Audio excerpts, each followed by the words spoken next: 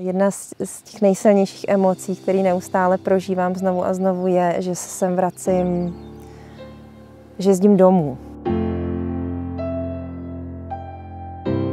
Oáza srdce vyšla z potřeby vytvořit místo, prostor, do kterého mohou lidé s důvěrou jezdit, kde se budou setkávat, kde mohou sdílet své zkušenosti a zároveň osobnostně růst, kde se mohou věnovat otevřeně sami sobě a budou se cítit příjemně, dobře.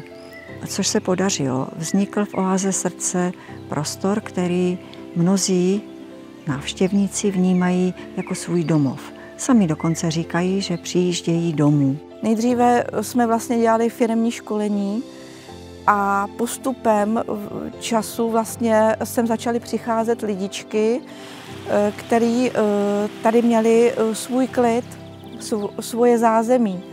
A to zázemí se trvává doteď. Můžou použít jak prostory vevnitř, sály, tak i vlastně můžou využít i louku. Tak lidi sem jezdí proto, aby nalezli sami sebe, aby se vrátili ke své přirozenosti. Proč se mi o mou duši má starat nějaký psychiatr, psycholog, když si přesně, když můžu starat sama, jo? A navíc to je úžasný, jako pečovat o ní. Setkání se vlastní duší je jeden z nejsilnějších zážitků, který člověk může prožít.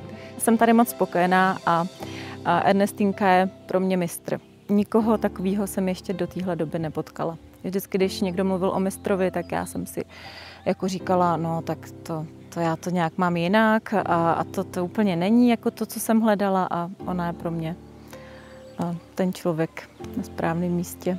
Ernestinu vnímám jako normální ženu, jako kamarádku, s kterou si popovídám. No a Ernestinu znám asi 16 let. Nejdřív mi pomáhala. No a teď to došlo do bodu, kdy mám možnost s ní spolupracovat a pomáhat těm lidem při jejich seminářích a přijde mi to jako naprosto smysluplný. Líbí se mi neskutečně myšlenka, kterou ona šíří a prostě dělá. Učit se ten svůj život žít, nebýt závislý na někom, kdo ti pomůže, když, ale umět si poradit s tím svým životem a ty nejjednodušší věci, umět si ho užít. A nejvíc se mi líbí jako ta cesta, kterou učí, protože já jsem přečetla spoustu knížek a mi nestačily knížky, já jsem potřebovala najít, jak to dělat v denním životě, jak to dělat v praxi. A když si přečtu knížku, tak tam se nemůžu zeptat. Je to hodně jiný úhel pohledu, který mi funguje a hlavně funguje mi v životě, funguje mi ve vztazích, funguje mi v rodině tak, že si to ta rodina pak chválí. Což je takový možná nejlepší důvod, proč sem chodit dál. Tak to je to obohacení, který vlastně přichází a nepřichází hned, ale přichází je k nezaplacení.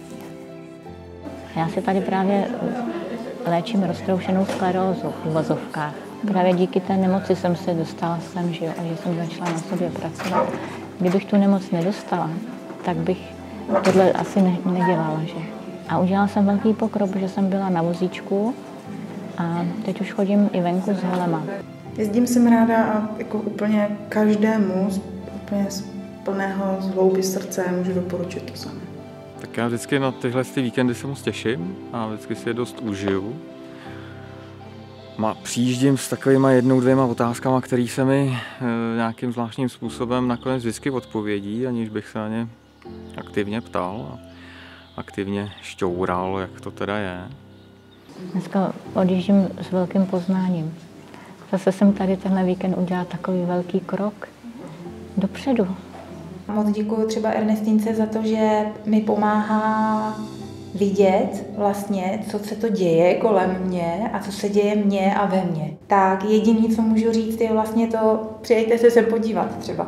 Můžu říct i, jsou tady jiní lektoři, můžete přijet i na někoho jiného. Doporučila bych to všem, kteří se nějak chtějí rozvíjet, pracovat na sobě nebo změnit něco ve svém životě k lepšímu, aby se cítili líp, měli se fajn.